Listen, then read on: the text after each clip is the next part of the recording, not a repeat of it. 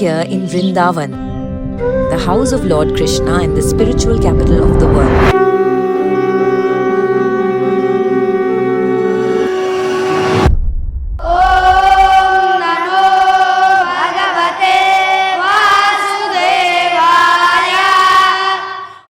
Today we are here with Manish Chokhani, a market legend who needs absolutely no introduction.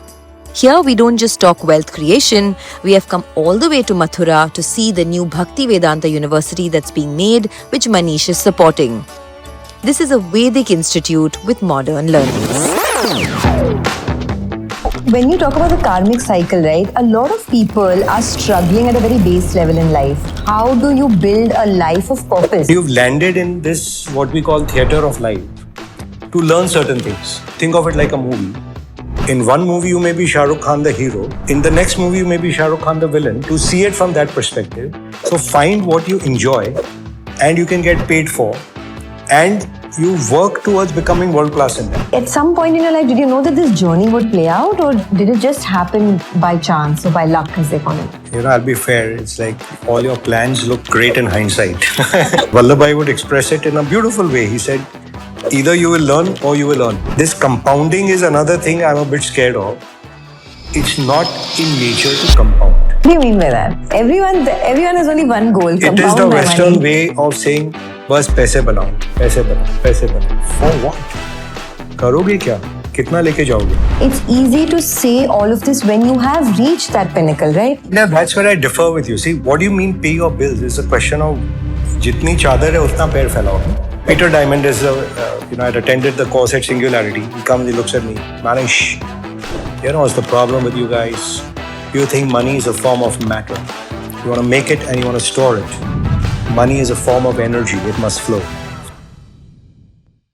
Hey guys, I'm happy to be a part of Zerodha's media network. Together, Zerodha and I plan to bring to you simple yet effective and impactful news and views from the best minds in the financial world.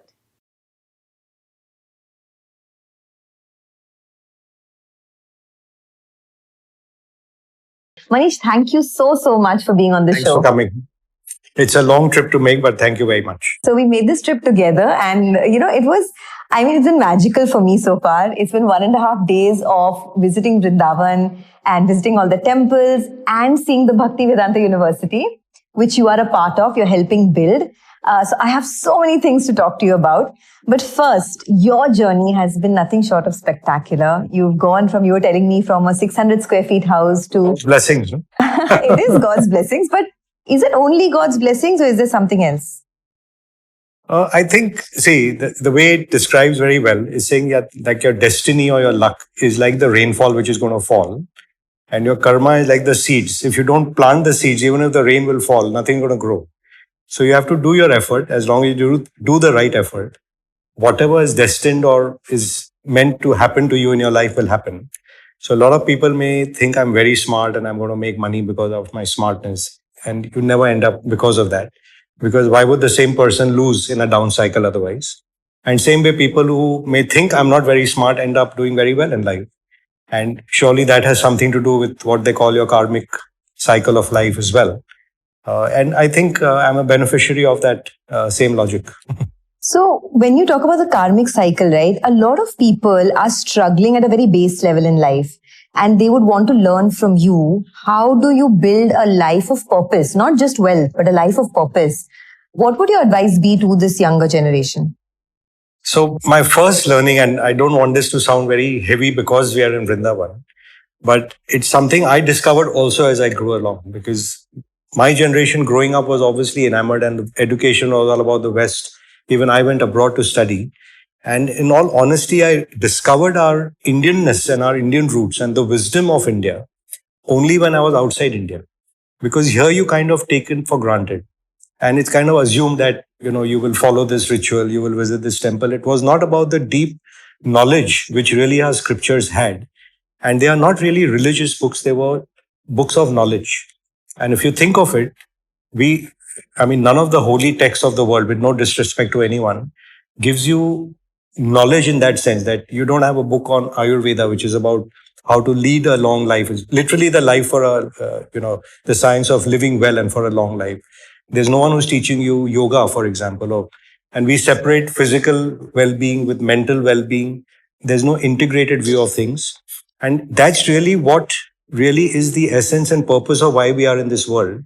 And that comes by and by. I wish I knew this when I was much younger.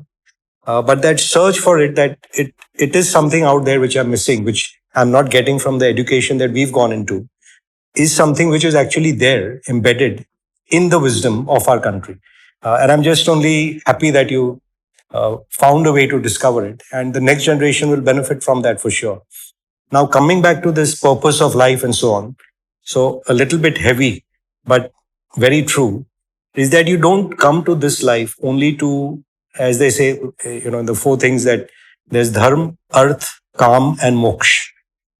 So, dharma is a life of righteousness, which your morals have to be embedded in you from a young age, right? When we say, keep a good sangat, jhoot mat kehna, chori mat karna, it has to come to you from childhood. It's not something you learn in an MBA class, in a elective on ethics in Harvard Business School. Either you have it embedded in you as a seed from young age, or you never have it. So dharma becomes your foundation, and it has to be embedded at school level, which is what I think we missed, because we started learning Western stuff rather than, even our epics of Ramayana, which teach us about sacrifice and duty, were treated as mythology. So dharma becomes part one. Then is about, your passions in life and your love and all the passions, not just that, is really the area of calm. Then comes artha, which is your economic well-being, because you have to lead your life and go down that path. And eventually you're heading for moksha. And it's even described as the 4 stages of life very well. That when we were students, we were told you are in brahmacharya ashram, that be a good student, don't divert your attention left and right. A student is not supposed to go and say, oh, I should earn money. Or a student can't be like devoting his time to, running after his romantic interests. There's a time for that. Then you come to the householder period of your life, which is grahastha ashram. Do your householder duty, nothing wrong with it. You don't have to say, oh, I have to go and do, Gita classes when I'm 25 years old. It's okay. This is your stage. Learn your life lessons through this period. Then you come to what they call vanprastha, which is typically after 50, which is when you give back what you know. Now, giving back is not money. The West taught us that giving back means money. If you don't give back knowledge, money, emotion, think if you only endow money to your kid without any knowledge, it's going to be gone in 5 or 10 years. If you don't have a connect with your kids emotionally, they're going to destroy your empire just to prove it that, the old man who, kept us hanging for so long. Let me show it to him. So even our goddesses, I was talking to you earlier, that Lakshmi, Saraswati, Durga are embodiments of that. That you have knowledge, you have wealth, and you have emotion. So if you come to that purpose, then that your giving back should encompass all of this.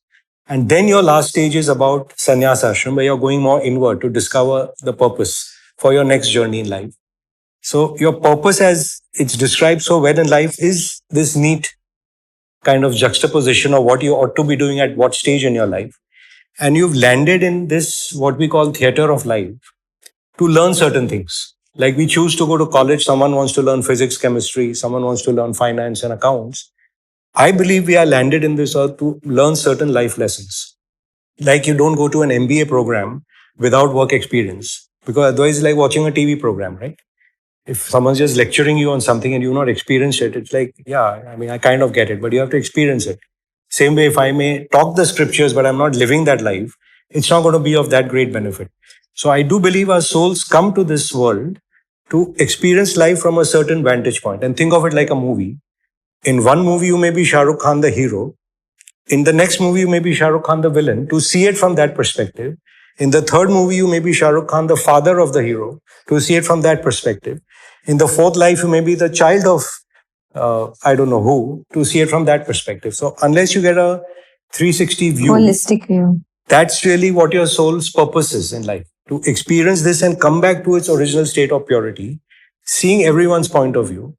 And, even when Vallabhai used to tell me when I was young that, oh, you must do your duty and be desireless, I was like, hey, I need to earn my, I need to run my life. I need to first earn money to give back. But he put that thought, and I see the benefit of it, because we could all lead our life then that way, that there is something called vikarma, which are the wrong things, which if you don't have the right morals, whether it's intoxication or illicit relationships, so on and so forth, they are all wrong things which you're doing for a selfish purpose. Then there is the normal karma, which you're doing, but it's also for a selfish purpose, that I will earn the money. It may do good for the world, but I will earn the money. Oh, look, I'm giving back, I will earn the fame. Even that is not the right thing to do. What you want to do is in a way which is selfless. It's nothing to do with me. It may help one generation, two generations, three generations later. That may be something which is truly selfless. Like maybe if, like, say, Prime Minister is running this country, he's not doing it for himself. He doesn't have a family. He doesn't have any personal needs. That is the ideal of what a karma has to be. That you're not doing anything with your own self-interest foremost in front of your eye. Now, within that, you have born with certain skills at a certain vantage point. If you use that for the larger good, then you're doing what is good for you, and you're doing good for what is the rest of society. So in that sort of expanse, you have to find your purpose, and it moves as you age. So, there are 2-3 things in this, right? One is, of course, giving back after the age of, say, 45, 50. But I think the bigger struggle that most people have is in this age group of 20 to 40, living a life of mediocrity. How do you rise above mediocrity? Because, like, I was discussing this with Madhukela as well, where in a country of 140 crore people, there are 10, 15, 20, maybe 50 wealthy investors. Why? So I have a question that what do you define as enough? What is enough? Like, I can say for myself, if I grew up in a 650 square foot home, I thought I was leading a great life because I saw the Kamwali Bai's son coming, who was living in a slum, who didn't even have a book to write. He didn't have, when we would go and present them with books and pencils, that's what we could do at that stage in life. My son's generation may have gone and they're giving laptops and computer rooms and so on, but it is all a matter of perspective. And if you feel I'm this poor victim, I don't have, see what that guy has, you're always going to live with that spirit of victimhood. But if you're living with a spirit of, I have a lot, and you're living in a spirit of gratitude, you'll be amazed at how the universe keeps opening and expanding itself for you. So if you're always looking at comparing your happiness to someone else's happiness, you're always going to be unhappy. So it's a framing of mind that what is the thing that I love, which is within me. For example, if I grow up and I think I admire Mr. Ambani, I admire Mr. Birla, and I should be like that. And that's not my nature. I'm going to be unhappy my whole life, right? Like you're saying, if everyone thinks they want to be Rakesh Jhunjhunwala or Nimish Shah, and they don't have that skill set, and they want a steady income every month, and they cannot go through a 2-year, 3-year, 30, 60% drawdown, that's not for them.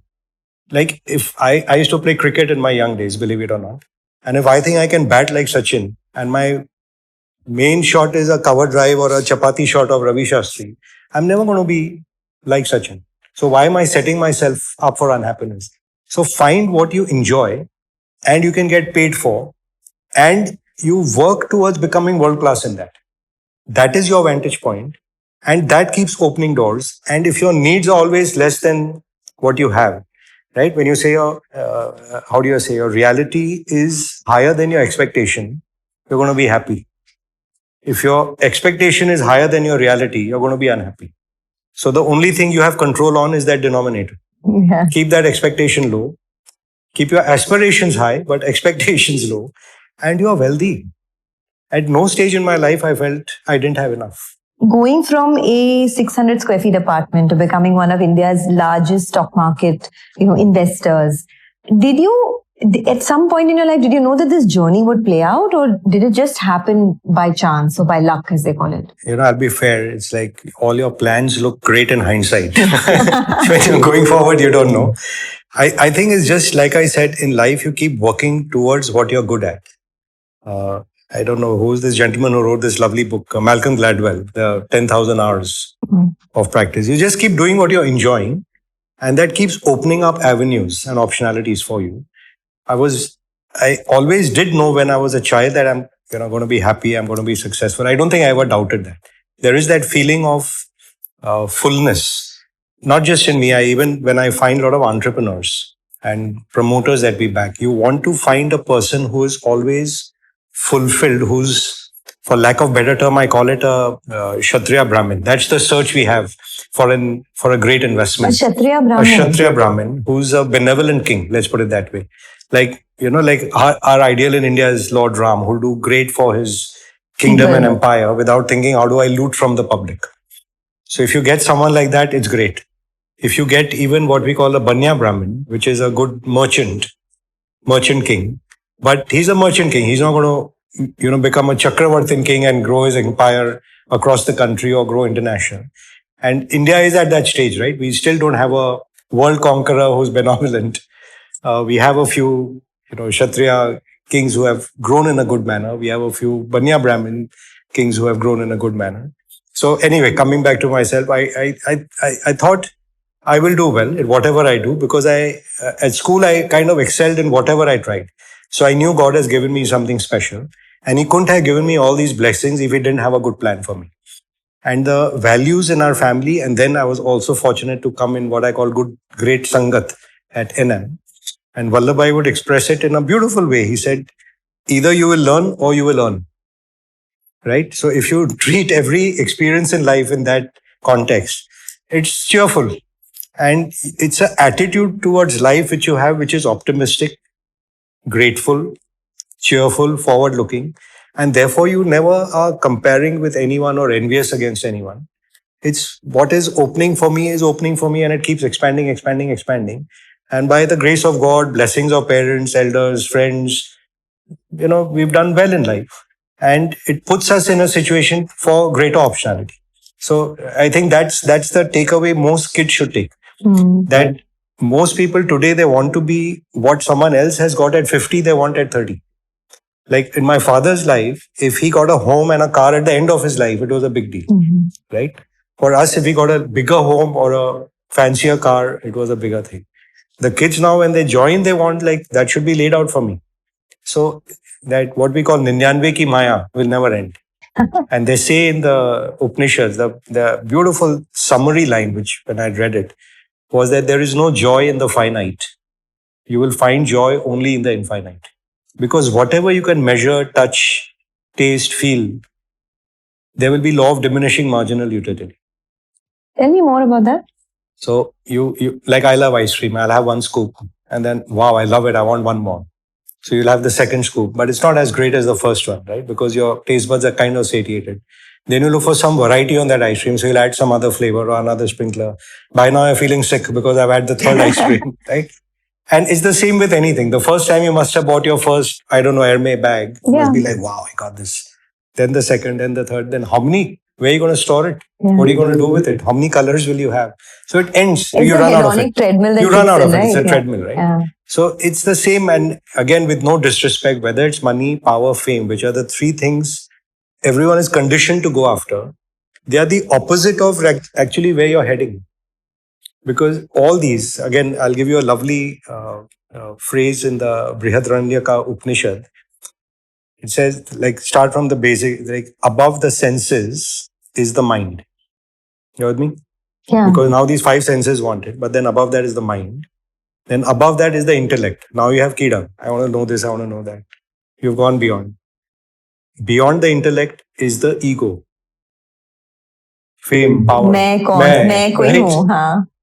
Beyond that is your unmanifested cause. What are you really to do or learn or experience in this world? For that self-experience and realization. If you hit that, beyond that is Brahman. So it's the most profound line written, I don't know, thousands of years ago. And here we are sitting here still.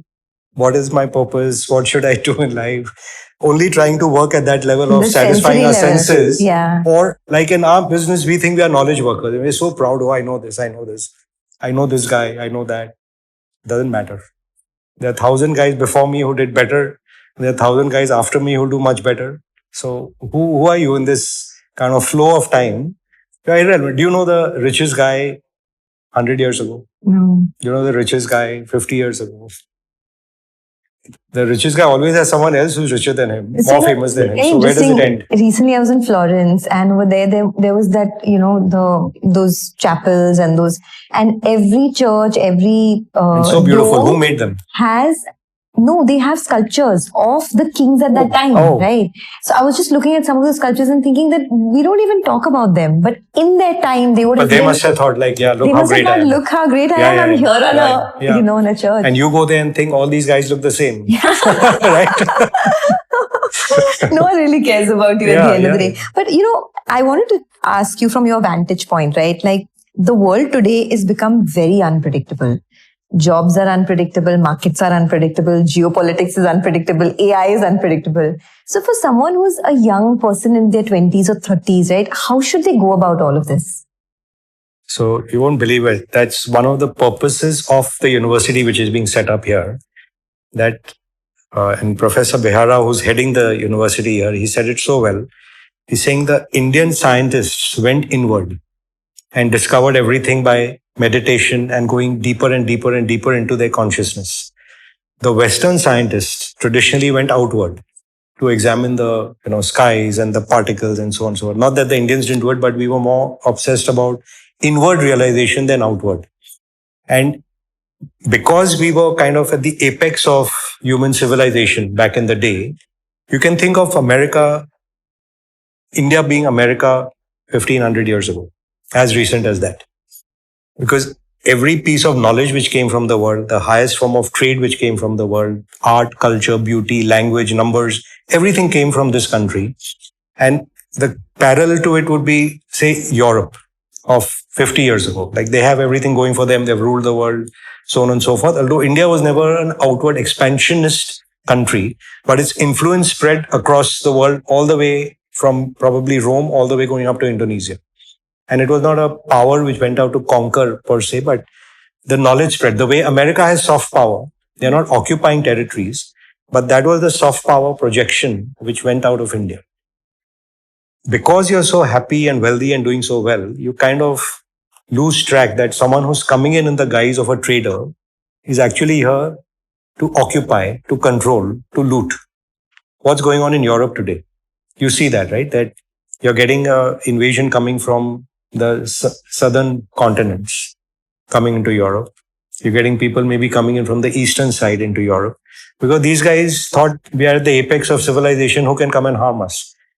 70 years ago, they were rulers of the world and it's gone in a trice. So even growing up, I used to think, what happened to India? Like if we were so great, what the hell happened?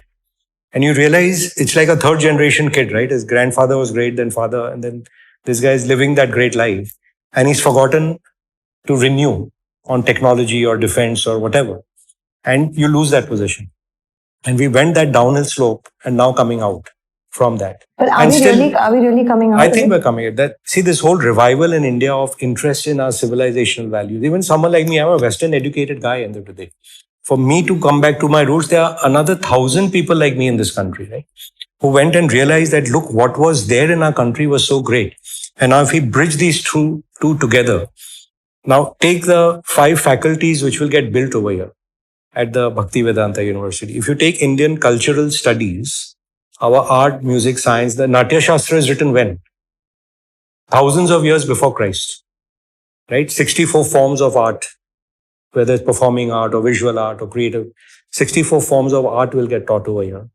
Our language, Sanskrit, was a language which came from Sanskrit. It's a mathematical language. When you do music in India or the language, it's so perfect. It's used for computer code. That's how evolved it was. So all these come back, but they get a kind of modern slant to it rather than saying, oh, it was in these antiquated books. We can't relate to it. It's not accessible. The books look so badly produced. So all this will get modernized. So like that whole faculty of cultural studies, as I said, is one whole department.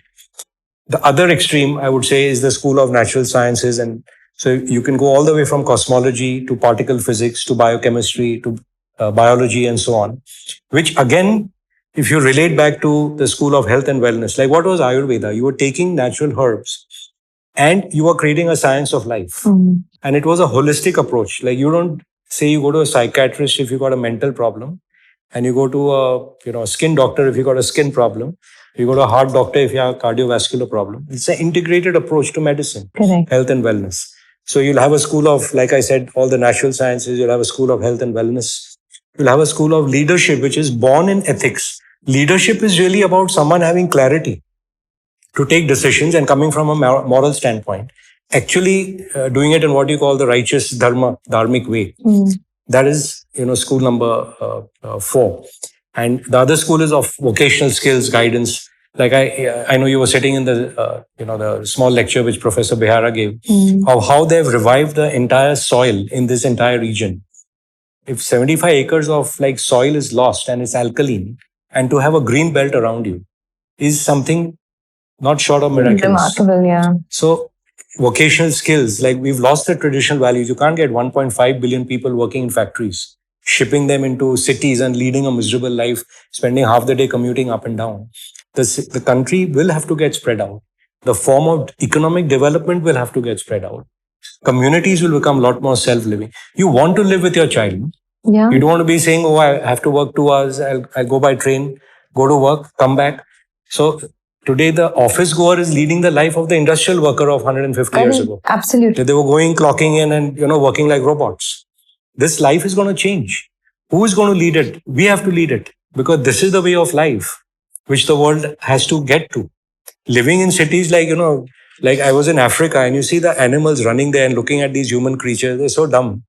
They control this world, but they are living like pigeonhole boxes in buildings. And look at us. We are running on the flat surface with an open sky and enjoying life, just being. And again, I said, you'll come back to your purpose. Why are you here? Why are you in this box, in this apartment? It's not for that. There's a bigger purpose. But, when I ask this question to a lot of people, the answer I often get is that at the end of the day, you have to pay your bills. It's easy to say all of this when you have reached that pinnacle, right? That's when that's where I differ with you. See, what do you mean pay your bills? It's a question of jitni chadar hai, utna pair phailao. So I started in CA, my first job as an article clerk, I made 150 rupees a month. It didn't even pay my conveyance to go to the fair, to where I was learning. But I was investing in myself, and it doesn't cost that much. How are you doing? How are you investing in yourself? If I'm going and learning a skill which is going to help me, like today I go to a company, I come out with numbers, boom, boom, boom, like that in my head. If I had not done that, and I would be sitting on a calculator, then going back and calculating back and writing my sheet, by then the story's moved ahead. So why is the ability to move that quick? That is my skill set. It's like Sachin gets a ball at 150 miles an hour and he's able to whack it. That is the speed of response, right? That speed of response is 1,000 hours of practice. Vinod Kamli was born at the same time as Sachin. He was more talented. Why didn't he succeed? Because he said, I'll rely on natural skill and मैं भी Sachin बन जाऊंगा. और वो नहीं किया उसने मेहनत. So again I come back कि बरसात तो आने वाली है. वो आपके लक में लिखा है, डेस्टिनी में लिखा है. पर आप सीड तो आपको डालना है. और वो सीड आप सोचो मैं सीड डालने के पहले मेरा तो पेड़ उग जाए. वो नहीं होता है. So it's not like I was always wealthy, like I said. So you have to work towards it and it will happen. What is meant to happen to you, no force on earth can stop it. You can be the dumbest guy, and if God wants you to be rich, you're going to be rich. And you can be the smartest, hardworking guy. God says, this life, son, you got to realize the hardships a poor guy faces and you have to face it. If you get that realization, you'll stop being miserable. And your bills get paid, believe me. How does a place like this run? They have no source of income. The money comes. If the cause is good, the purpose is good, the money comes. It gates open up. Believe me, there's a great book, Paulo Coelho, The Alchemist. Yeah. The universe has its way of making things happen will conspire to bring it to you. Yeah. It will happen. That faith and hard work. If you have these two things, nobody can budge you.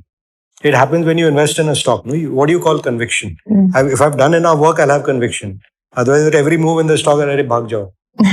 इसने बेच दिया, इसने बेच दिया, इसने बेच दिया, ये FI की selling है. Why will you hold on? So that comes only with your work. That there's no substitute. So since both of us, I've known you because of the markets, because of the stock markets, and The stock Yeah, but market we has never been- spoke all this before. Yeah. But it's good we are in this environment. We get this chance. We get the chance and we have the time also. And I think the stock market has been that benevolent God to all of us, right? Especially to me. I mean, I came from a place of a lot of lack. Like my parents never invested in the markets. They would only be working from paycheck to paycheck and then barely bought a house. So from there, for me to invest and compound my money over time has been nothing short of a miracle in a small way. I'm sure that's the case for thousands of people who invest. So to become a successful investor in today's day and age, what are the 4 or 5 guidelines that one should go about? See, one, of course, is the most famous lecture of Charlie Munger, which I benefited from, was the lattice work of mental models. Okay. That you must know the essence of most things in life. Like there's a law of physics, right, which will talk of leverage, which will talk of stress levels. There's a law of probabilities, which you'll get from mathematics. There's a law of behavioral science, which you'll get from what are the things which will make people behave in a certain way is on the incentives of how that works. You must know the language of investment, which is finance and accounting. Otherwise, it's like an engineer walking into a factory without knowing the basics of engineering, trying to build machinery. So all that preparatory work is required. And the stock market, I would guide people who are interested. There was an article I'd done in 2008 for Economic Times, which was Capital Markets and the Path to Nirvana. And saying that this is a real-time spiritual laboratory that we are born into, because everything that happens in the world affects you. So it makes you that much more aware, right? Otherwise, you think you're working in your business, nice, cozy corner, making widget, shipping it out to your people, collecting money, thinking I'm the cat's whiskers. And one day, suddenly, someone puts 60% tariffs and boom, your business is gone. If you're not aware of what's going on, you're heading for trouble. Correct. Like same way, if we're only going to copy someone else's technology and not develop our own, we're going to one day, China is not going to send you this rare earth or he's not going to part with this technology and you're trapped. So this awareness, which you get by being in the stock market, is incredible. Then you get to work with the finest minds of your generation and your access, like you've experienced it more than me, is unparalleled. Then what is the highlight of spirituality? Detachment. That your most favorite stock, someday you have to say goodbye. There's a price at which you'll sell it. So all these things are getting tested in real time and it's throwing you stuff. Every day there's a quote coming to you. If you can practice stillness in that and live with equanimity, this too shall pass. Everything is an impulse which will rise, peak and go away. You're experiencing it all the time over here. So there is no greater profession in my mind why God has landed us, why He's landed you here. And this compounding is another thing I'm a bit scared of. It's not in nature to compound. What do you mean by that? Everyone has only one goal. It is the Western way of saying, बस पैसे बनाओ, पैसे बनाओ, पैसे बनाओ. For what? करोगे क्या? कितना लेके जाओगे? How much will you consume? But see, that right? You can say after you have made the money. No. How much do you need? Honestly, be honest. Like, what do we need for our need? And how much do we need to, I should have more than that guy. But a lot of people, Manish, struggle with basic needs also. No, basic needs, again, I'm saying you can't have a baby in 2 months. It will take you 9 months to get. So, you're meant to be living that Grahast ashram from 25 to 50. 20 years. Abhi 30 साल में आप सोच लो, I should be living like my papa at 55. It's not going to happen. Work for it, no? Yeah. It will happen to you. Someone is lucky he's born to a rich family, that's his good luck, but he may have other tragedies which you don't know about. Right? In his family, something may have happened. His relationships may not be working. We don't know. Yeah. So everything looks rosy from outside because you're only seeing one prism. Why are you getting that life? You think, अरे मैं भी इसके जैसे billionaire के घर में पैदा हो जाता है, उसको मालूम पड़ता है वो बिलियनर कितना बेचारा दुखी है कि बीवी से झगड़ा है, बहन से झगड़ा है, फादर से लगता है कि कुछ मुझे पावर ही नहीं दे रहा है. He has his own set of troubles, which in his context is like maybe the watchman standing out has his set of troubles, but to each of them, these are the biggest troubles in their life, which you have to face. So it will happen. I don't think you're being over anxious on this and over indexing. And coming back to this compounding point, if you have to compound something, then you should live forever. You should live to be 200. Your health should be always of a 35-year-old because that's the peak of your life. It doesn't compound. Nature is going to make you old and go away. The seasons come and the seasons pass. The day comes and the night comes and passes. Why should your spreadsheet keep compounding your money forever? Why should it happen? what will that do to you? Because then it'll be, I need this more money to make me more famous, or to buy things which I don't need, or to have the ego that I have more than the other guy. Per se, how much can you consume? And then you live to 93, 95, 99, and then like, let me give this away to that foundation. But pehle kyun nahi diya? Why are you having 100 billion at the age of 90? What were you doing? So I have So an answer to what's the that. point? I have an answer to that, and I may be wrong.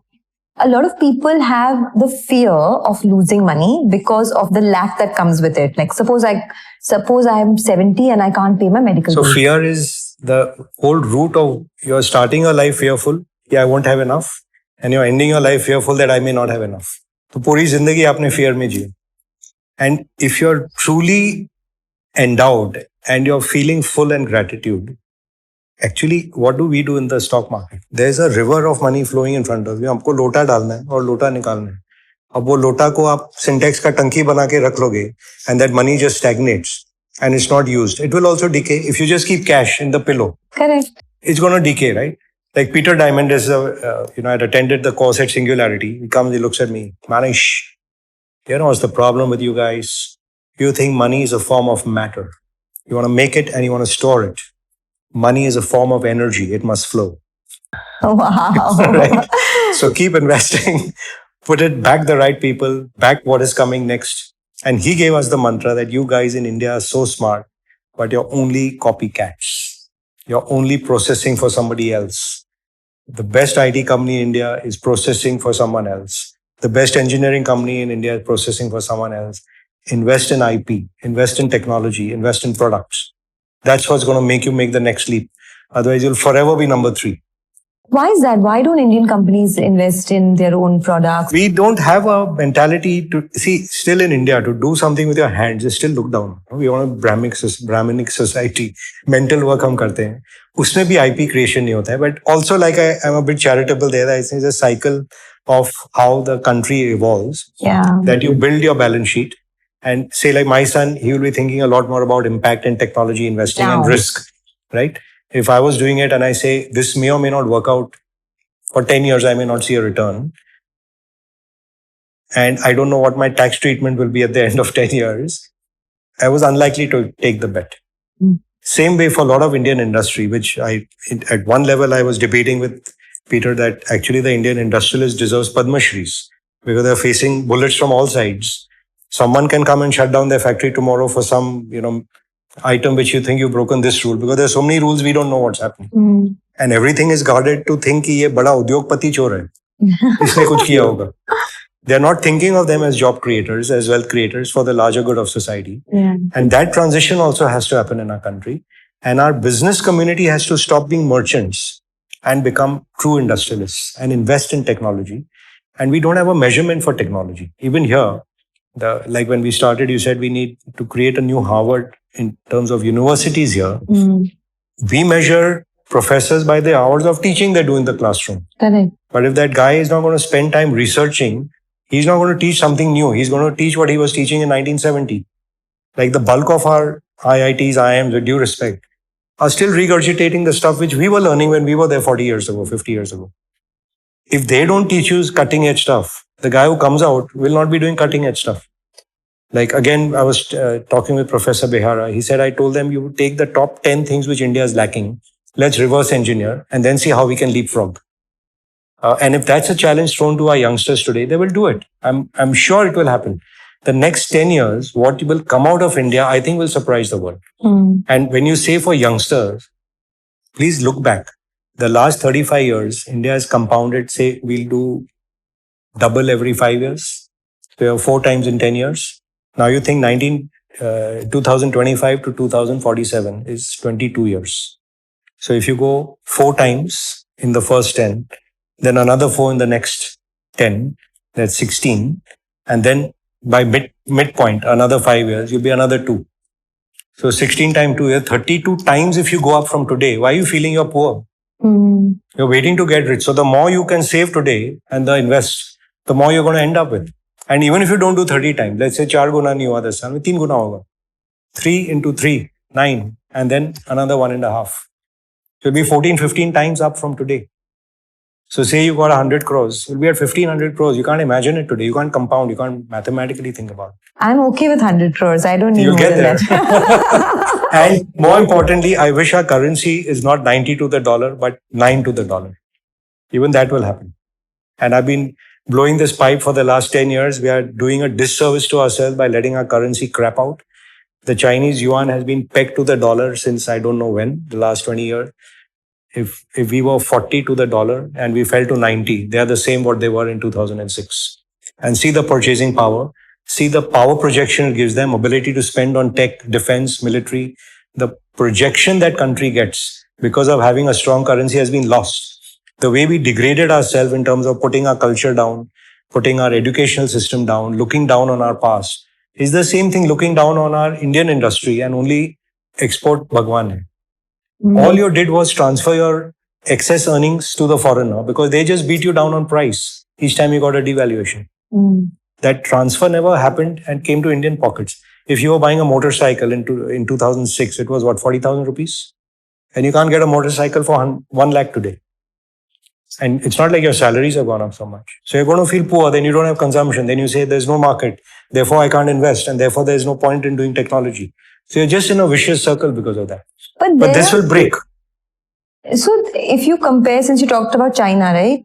China is like years ahead of India, of course. But even if you look at specific industries, like the auto industry, for example, India is doing a lot. We have the Mahindra, Tatas, we have amazing products from them. We still can't compete with a BYD in China. Look, what happened? The best gift that happened to China was in 2014, they were told America is going to tell you to buzz off and we won't sell you anything.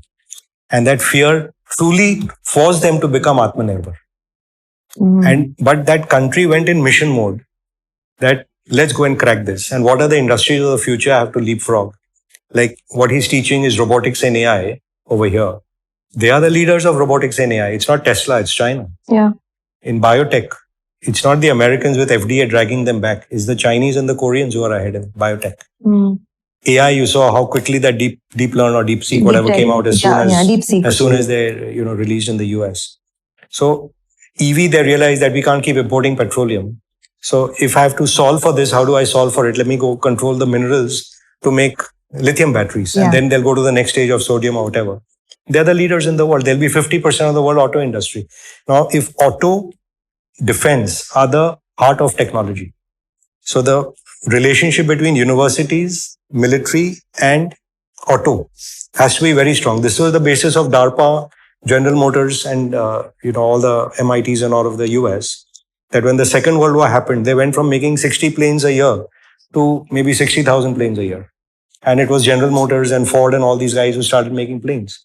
That technology enablement is a mindset issue, which is government, universities and industry have to come together.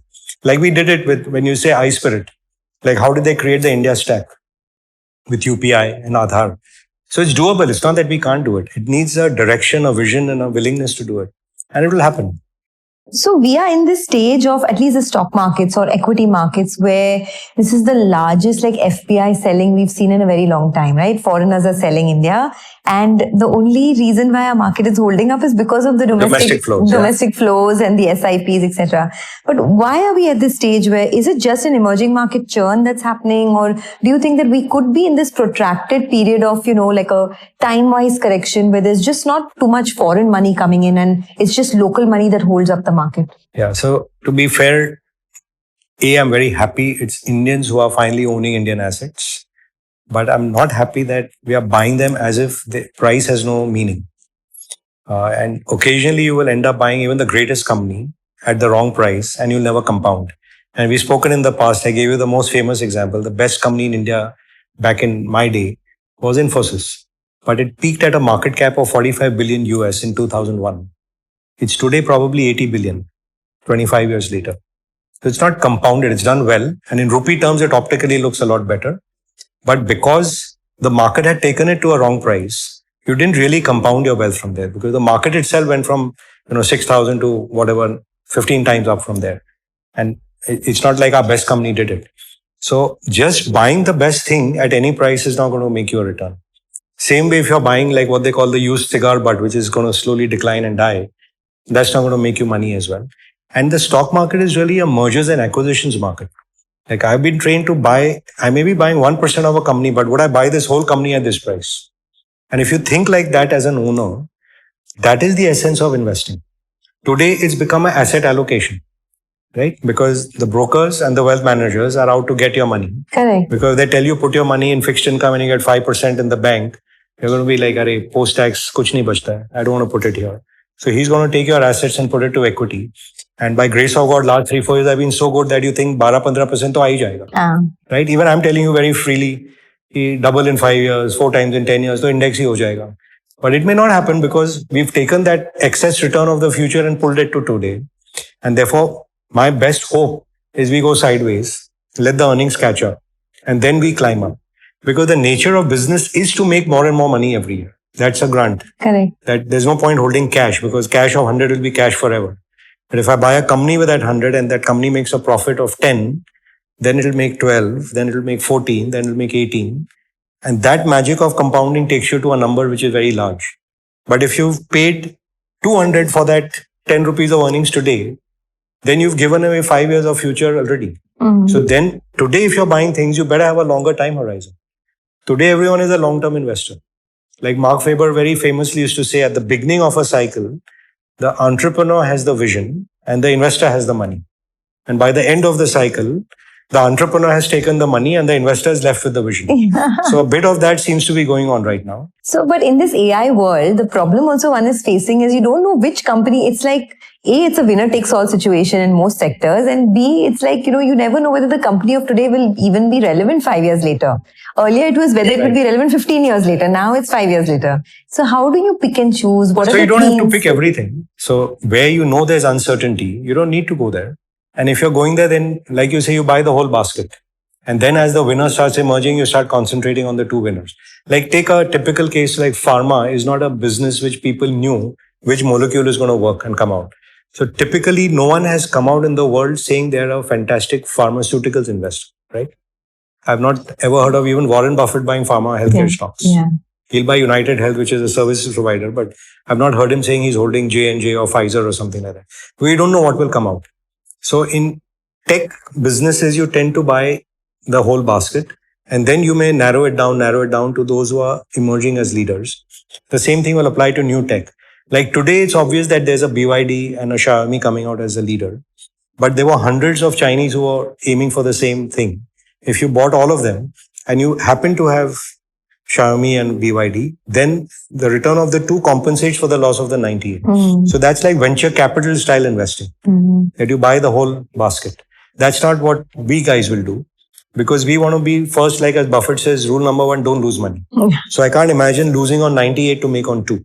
For us, when we find a sure thing, I want position sizing because I found something good. I better buy 10% in that. Because that 10% is something which will multiply and make me my wealth. So when you say something good, what are your markers? Like, do you have a mental I've model? given, when I was growing up, Nimish Bhai gave me a great marker. He says, can you imagine this company earning what its market cap is today? It may take 10 years, but can you even imagine? If you can't imagine, what are you doing? The marker I've given my son is, can you imagine this company in 5 years and at the price you're buying, can it be a 5 PE stock?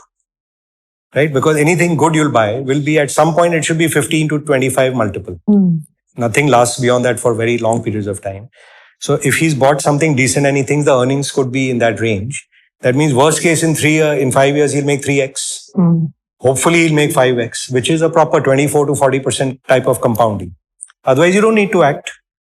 And I've lived through 35 years of market cycle. Market cleans out every 10 years. It gives you stocks, you'll be shocked at the prices at which you get. And then you'll be wondering, arey, mere paas cash nahi hai. I can't sell this because now it's fallen 60%. How do I switch it here? There's no harm sometimes. Like I said, if everything I'm saying is a cycle, this market is not going to the moon, straight shot. Even when our rocket goes to the moon, it slingshots and comes back. So, shanti rakho, you will get stuff. So, have there been, I'm sure there have been many instances when you've lost money. Of course. Can you give us 1 or 2 incidences when, you thought something would do really well and then it kind of tanked 40%? And then what was your There are lots of mindset? painful. Look, if you don't have battle scars, you've not gone and fought because if you've not lost in at least 20% of what you're investing in, you're not taking adequate amount of risk. So I give you like some funny ones.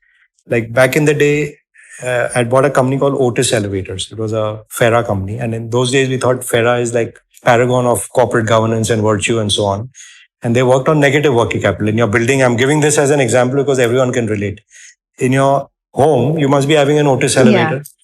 Now that guy collects money from you in advance before he puts the lift. And then you keep calling him 10 times कि भैया आके थोड़ा repair कर दो. Service करो. Service पे भी कमाता है वो. So they were running on literally negative capital employed. Okay. And earning money, so the ROI is infinite. Then you think India में खाली total 25,000 lift तो नहीं बिक सकता है. हाँ. India will be a big housing market. Like today you're seeing housing boom. यहाँ तो there'll be millions of elevators sold and this guy is the natural leader. So this is a no-brainer. Buy it and sit down. 30 years, I don't have to do anything. That guy decides, now we have a lot of old workers, let's start doing VRS. So chalo, we live through the pain. हम तो long-term investor हैं. 1 साल VRS, 2 साल VRS. Then we make अच्छा VRS किया तो factory की जमीन होगी. तो जमीन भी बेच के थोड़ा encash करेगा तो चलो अच्छा है. We'll still stay on. Finally, the guy decides, let's delist the company because the future is so good. I don't want to share it with the Indian shareholder. And the whole thing's gone. Oh gosh. So you live with it. Look, that's God's plan, right? You don't have to make it on everything. Like Vallabhbhai says, sometimes you earn, sometimes you learn. So that's an example. I've shared examples in the past of not only when you buy and suffer, you can sell and suffer. So, Manish, a couple of things which we are talking about the here and the now, right? One thing we've talked about a lot is the concept of the possibility of de-dollarization. This power shifting from the west to the east. Is it just something that is in theory, or do you think it can actually play out? And if it does, what would India's, where would India stand in all of this? So look, it's a decadal thing. It doesn't play out. It's like, who was this? Lenin who said, no, that there are decades where nothing happens and then weeks where decades happen. So if you go back and as a student of history, you'll see that there were different, sovereign currencies of the world. There was a point when the Dutch guilder was the most powerful. There was a point when it was the Spanish. They were the ones financing the expeditions to go west. Then Portugal lucked out. They sent Vasco da Gama this side because they couldn't face the Spanish on that side of the world. Then the British, for some point when they lucked out on India, they became like the reserve currency of the world. And finally, post World War II, it was US dollar.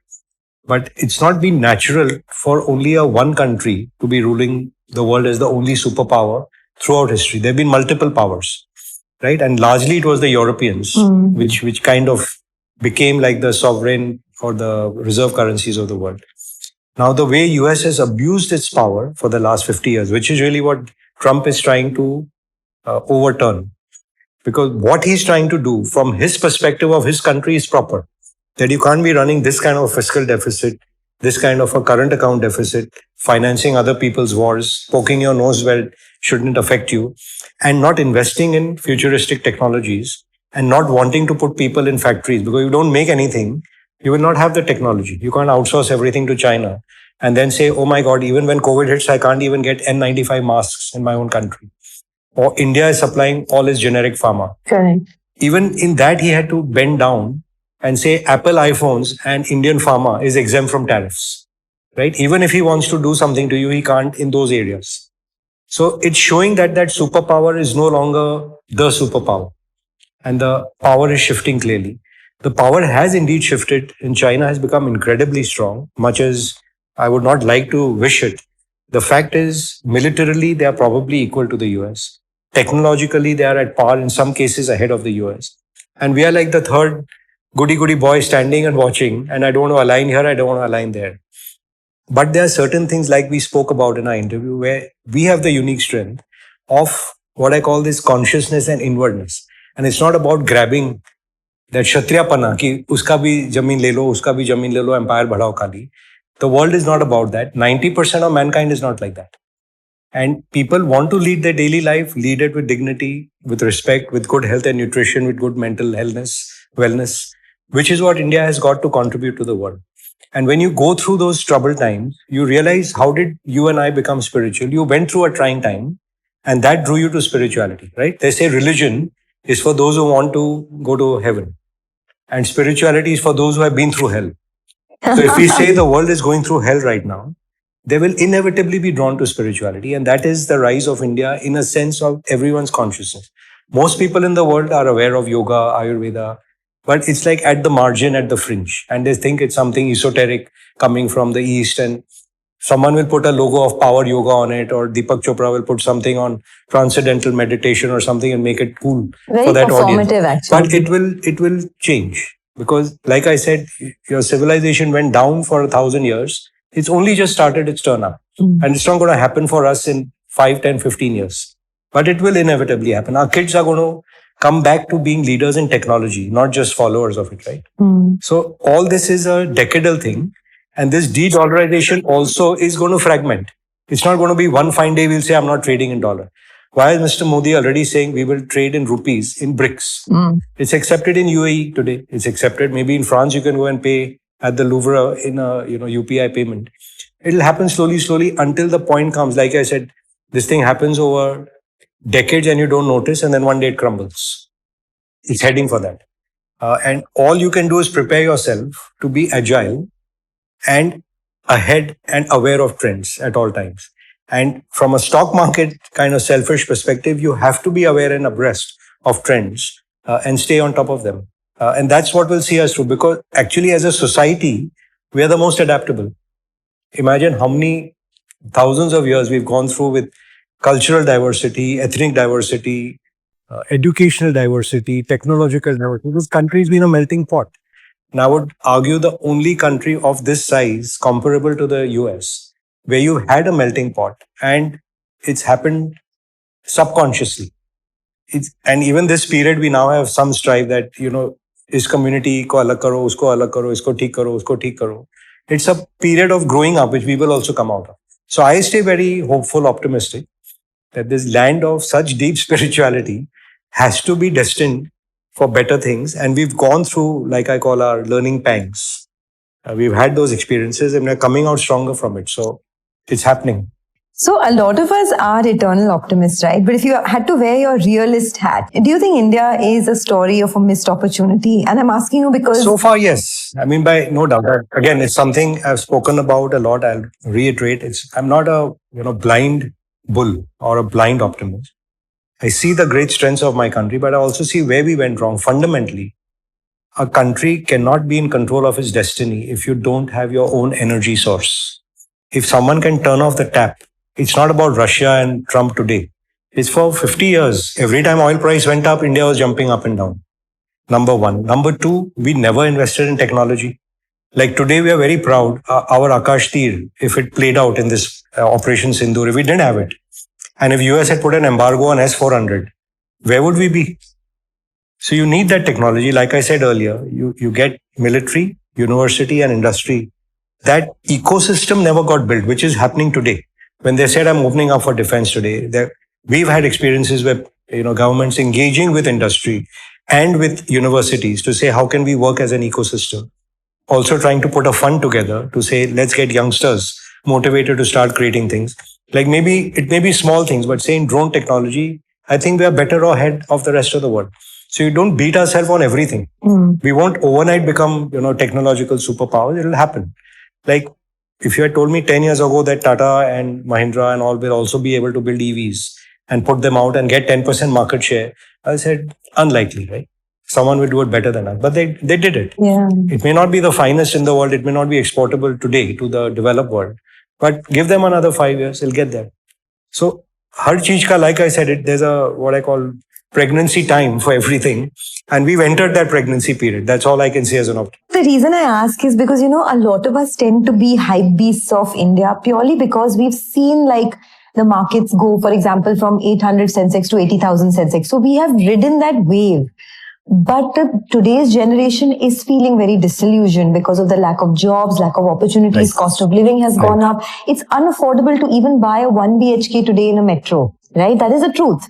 So what would you want to tell them? See, if you look back at how we were growing up, you'll think this is paradise, right? Could you have reached from Agra to Vrindavan in less than 2 hours? Safely. What did you think of the road? Yeah. Right? And safely, with no dacoits on the way. So the thing is, there's a rate of change which is positive. We want it to be faster because our population has compounded faster than our reality.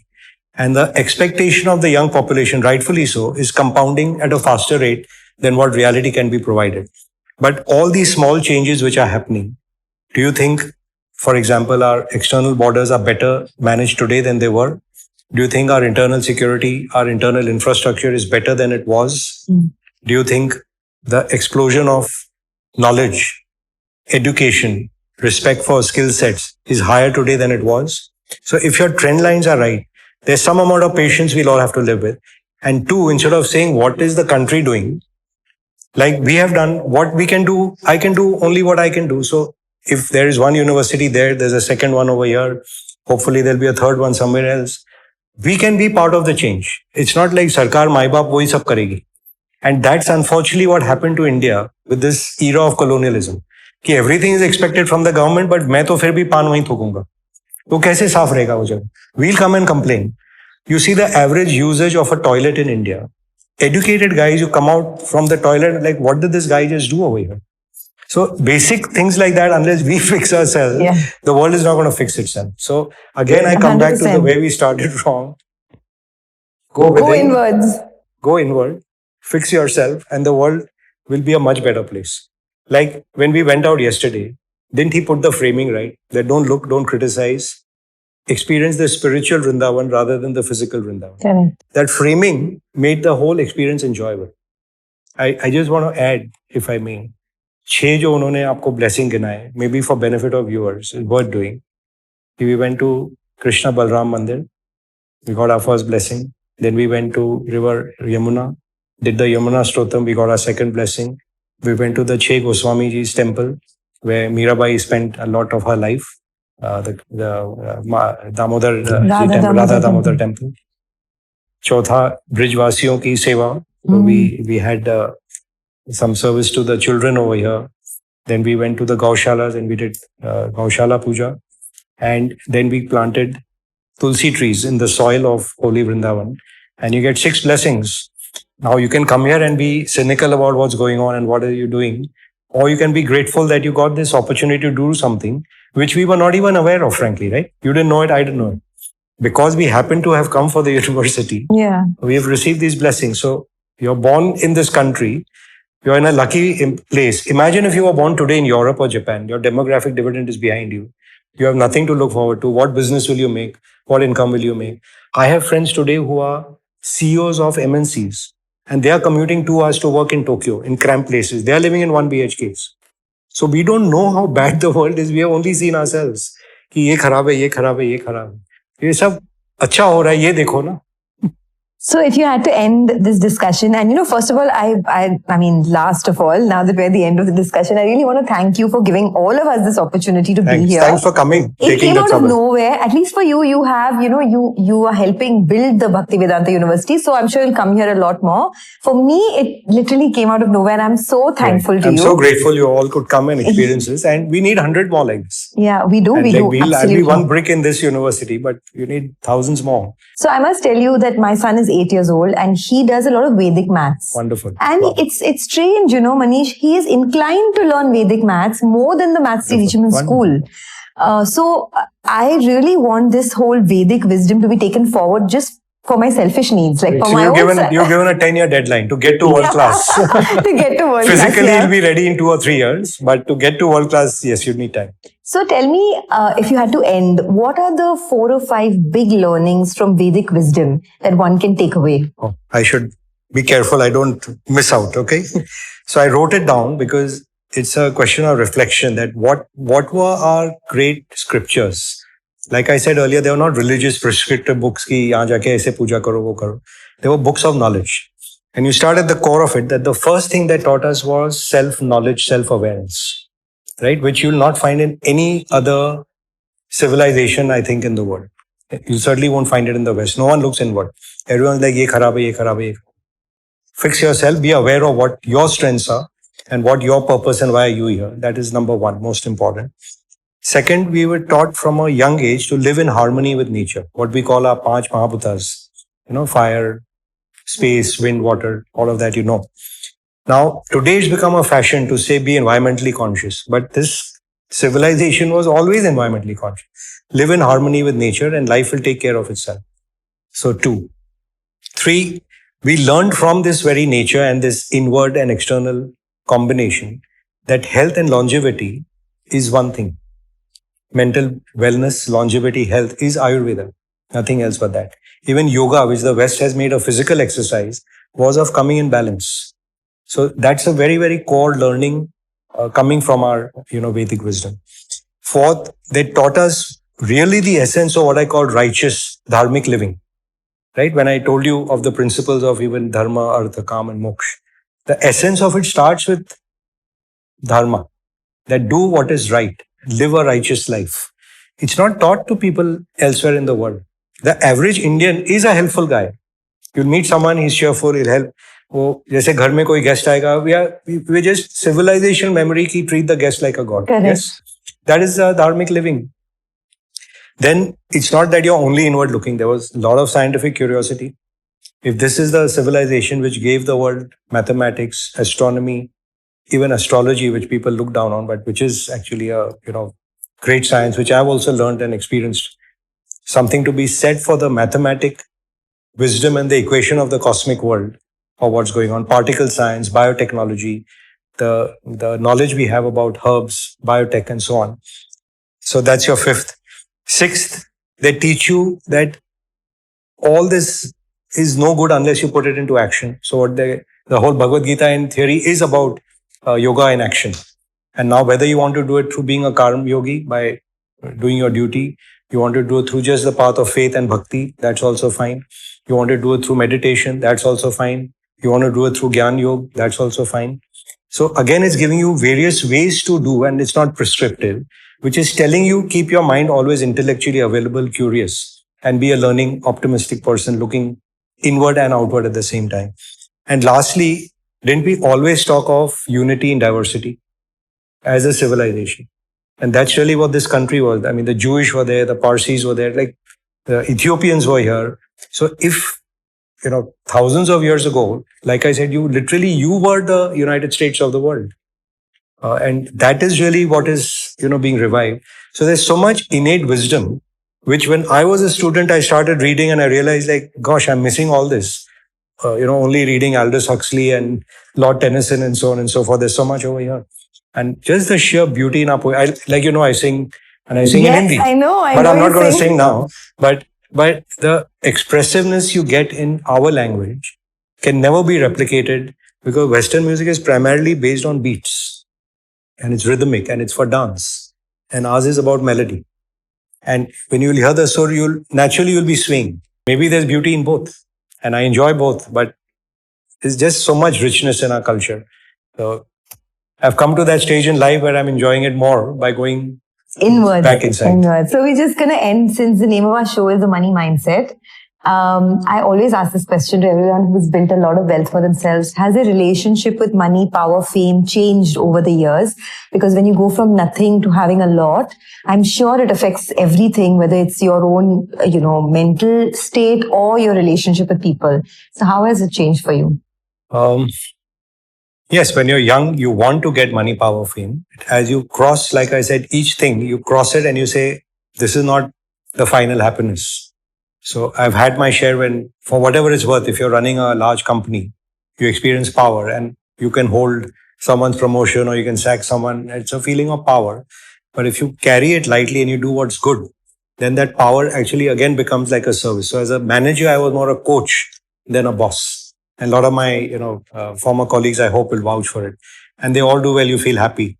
So if power becomes a form of service, that's the nature, how it changed. Then it comes to fame. I don't know in context of fame where we all land compared to, all the superstars in the world, all the great politicians of the world. But if you can again use your fame to share what you know or what you have, again, it becomes an enabler for you, which in the beginning, even I wanted to be recognized. I should go in a room and they should know who I am. Then you realize, so stupid. There's always someone more famous than me and there'll be no end to it. Yeah. Today, you're obviously a lot more famous than me. So how does it make I'm you here feel? Because of No, you. not at all. So that's about that. And the third thing about money was earlier about just your needs, then your comforts, then your luxuries. And then it becomes like, what more can I do with this? Because there's no way I can consume it. If I just take it away and I don't transmit to the next generation with, like I said, Lakshmi, Saraswati, Durga, all going. Just merely transmitting the money is of no consequence. So I'm hoping through Naika interview today, we are able to share knowledge, emotion, and Lakshmi. And purpose. Which will give you your purpose. Your purpose will keep evolving. Your purpose has to get, eventually if you want to become one with the world, you have to immerse into the world. So there's no single unit. Everyone is the same. We'll all dissolve into that. We're all part of the divine. We'll all submerge. I mean, like you said, in Florence, who remembers those chaps? Yeah. You want to be unknown. That's the only way to humble yourself, is to realize that. How many people thought they're writing legacies, leaving legacy? Who cares about anyone? Do you have time to think about anyone's legacy even for 10 minutes? What happened 2 weeks ago, we don't remember. Sometimes we don't remember our own grandparents or great-grandparents. So it's just in our mind. But on that note, thank you so much, Manish. It was an absolute pleasure. I really enjoyed this conversation. I'm going to have another conversation with you on another day, only on spirituality, because that's how evolved you are. But thank you so much. Thank you so much. Thanks for coming again. All the